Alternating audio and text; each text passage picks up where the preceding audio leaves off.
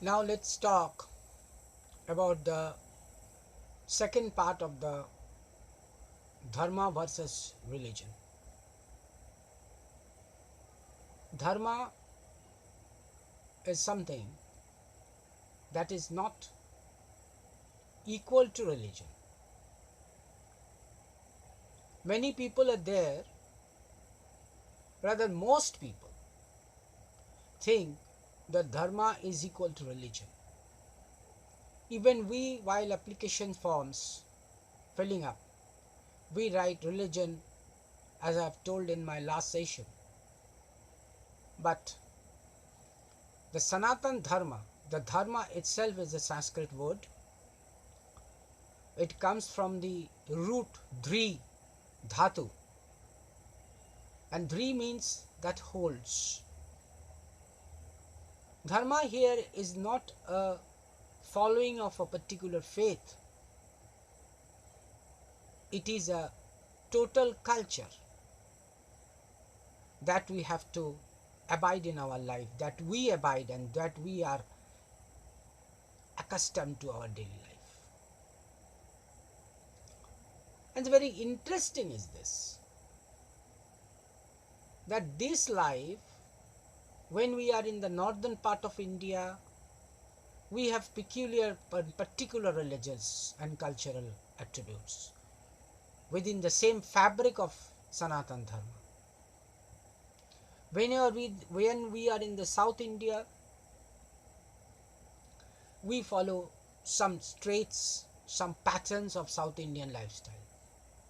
Now take for example, if Sanatan Dharma people follows, or rather when they follow in the United States, they go by the basic lifestyles of the Sanatan Dharma, and by that also they follow the local customs of the United States, the local customs of the European countries. Sanatan Dharma is not laying down certain rigid rituals of life. It lays down a variable rituals, keeping the main objective of the religion, of the Dharma, constant, that is one consciousness. If we go to the Vedic studies, the Rig Veda, the early Veda, we will see that it's composed of fantastic hymns.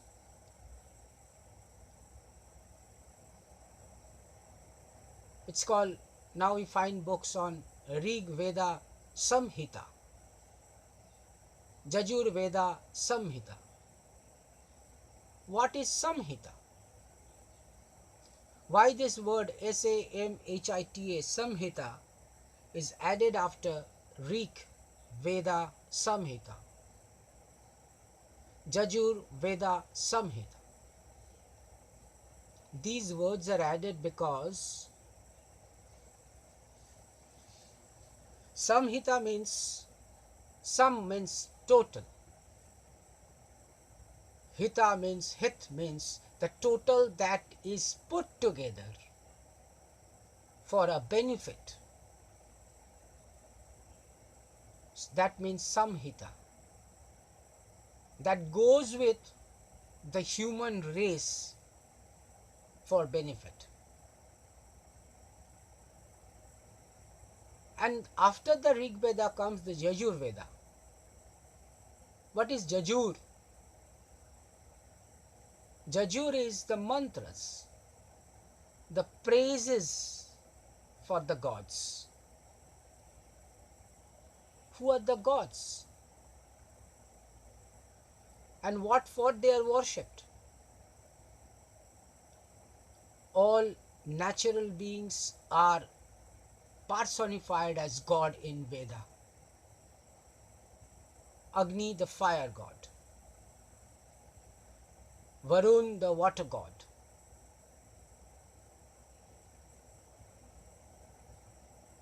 Saraswati, the river god, and also the god of culture, education, Vak, the speech. One part or another of this god defining makes the full sense of Veda, not a particular sense. We come across very two important animals in Veda. One is go, the cow. The other is Ashya, the horse. Just when we say go, the cow, horse, the Ashya, we think of a four-legged creature, one that milches and other that runs and carries things on his back or on a chariot. You cannot make Veda that simple. Ashwa is defined in Veda in various senses, in different interpretations. Ashwa is a carrier, a horse, a fierce running animal that can run fast, very fast, that can fight on land, that can take the warrior on land in a fastest manner. Ashwa is the speed. It qualifies speed. Ashwa, the horse, is the powerhouse, the horsepower. Go, the cow, that gives us milk, a very enriching element, ingredient of human life. Go is Jyoti, the light, the beacon. Go, the cow, is the yardstick of wealth.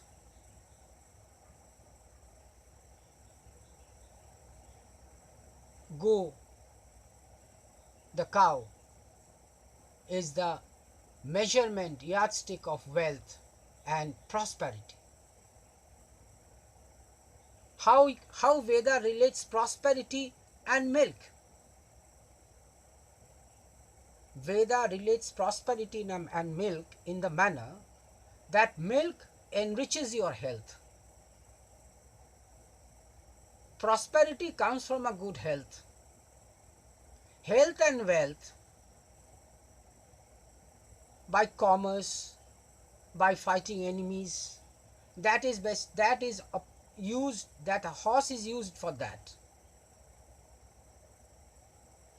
So these are the prime animals that has been denoted in Veda.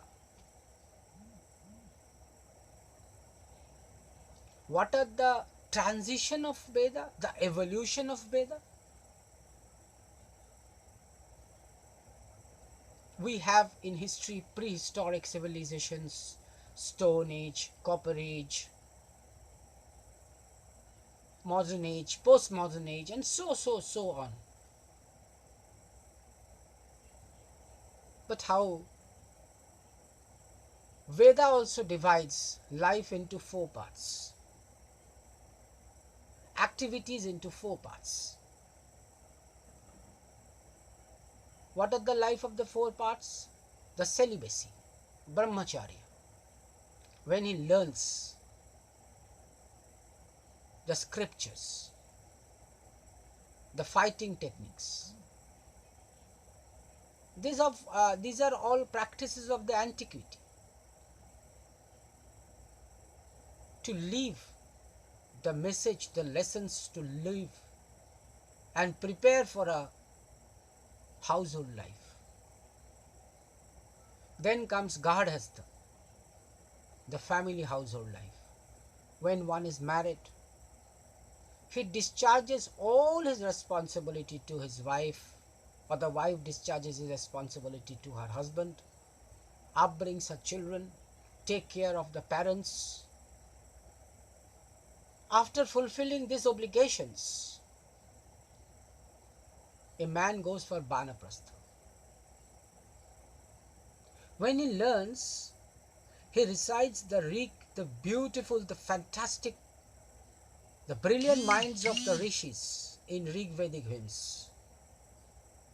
When he comes to the family life, he discharges his duty by worshipping the gods in the form of sacrifice. What are these sacrifices?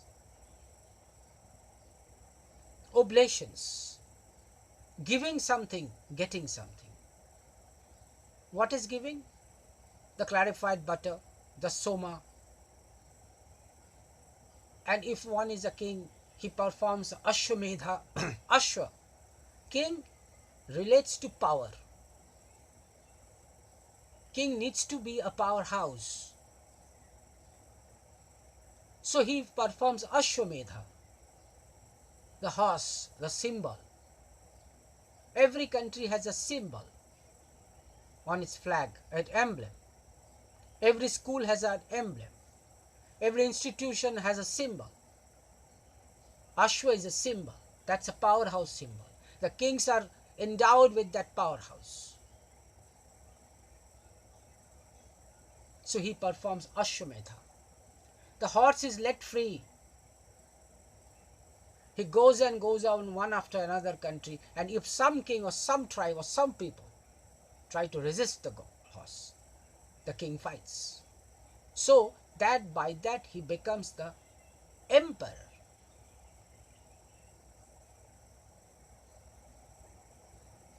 So during his household life, one becomes rich. For wealth, they worship cows, because the health and wealth both are denoted by a cow.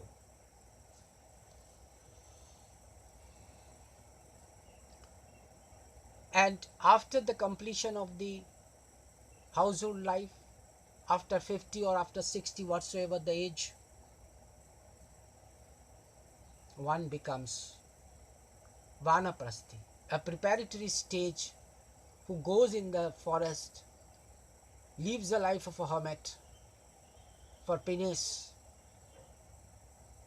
All you have got children, you have accomplished your duties. So now you go to the forest and then worship God. Realize the truth. Not worshipping those gods for wealth and health, for killing the enemies, for overcoming the enemies, to fight the epidemics. The Veda has several sacrifices that were used to fight the epidemics. So what they did? They now concentrate on the consciousness. This part of Veda is called Aranyak. Aranya means forest. The methods that is practiced in forest, that doesn't have those rich ingredients of organizing sacrifices of fire, oblations, clarified butters, soma, ashwa, go, all these are not there. You don't carry, as when you die, you don't carry things with you. So Veda teaches, prepare from the midlife to forget the belongings. Prepare from the midlife to abstain from luxuries, from attachments, and concentrate to the God. Submit to the consciousness, realizing that Aham Brahmashmi. That starts from there. So there is no lot of sacrifices at that time. No yaggas. Because you don't have the wealth to invest. Suppose how it converts from Veda to Upanishad. This is very important. Upanishad has less yajnas. The sacrifices are mental phenomena. How it becomes a mental phenomenon? In Veda, there is Ashwamedha, the horse, the oblation, the clarified butters, the somas, the ingredients, the priests, the clamors of chanting. Isn't it? But in the Aranyak part, in Vanaprastha, in the time of aging, when you go to the forest and live a life of a hermit, you don't have all these things. But you still need power. And that power you convert from gaining wealth to knowing truth. So you use the power, you make a paradigm shift in the use of the power. And for that you don't oblate, you just simply go for meditation. You sit in a place and meditate. So how can you meditate Ashwamedha without fire? How can you meditate Ashwamedha without clarified butter? How can you meditate on Ashwamedha without horses? You can't. Yes, you can. Why?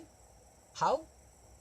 Because you meditate on Ushas, the dawn, another deity of Veda, over a horse head. You contemplate on yourself. The horse now begins to flourish within you as a powerhouse, as a power center, which you gain by the means of meditation. So you have a meditation of Ushas over the head of a horse. Brihadaranak. In Brihadaranak, you find that. So as I have told you that in the last phase of the life you take sannyas, you don't have any connectivity with your families or luxuries or attachments of life. You simply live alone, preparing to die with highest happiness, because the goal of Sanatan Dharma is happiness. You search happiness as a duty to this world. You end happiness finding within the luxuries and attachments of the world. And then you walk along the path of a forest, of a desolation, and reach the ultimate goal, the truth of life. Similarly, in the phase of the creation, the Vedas take parts in this form. The mantras, the Brahmans, where you learn the method of worshipping by sacrifices. After completing it, you go for Aranyaks. The Brahmans, Shatpatha Brahmans, Aitareya Brahmans, these are all texts filled up with different mantras, systems, praises. How to gain worldly means of life, how to protect yourself, how to overcome things, how to defeat your enemy. That's all material. But if you go on and go on, that's the Sanatan Dharma way of life. If you go on and go on after the material ways of life, you will die with severe pain, anguish, pangs. So you must learn to tune your mind and intellect that no, these are the things that would not go with me. That's Veda. That's a transition from Veda to Vedanta. That teaches, don't worry. Things comes and goes. Human body we reincarnate, we rebirth. Tranquility of the mind makes your health wealth. That's the war. Tomorrow I will tell a converging picture on this pandemic and Veda, this pandemic and Vedanta. Thank you very much for listening to me.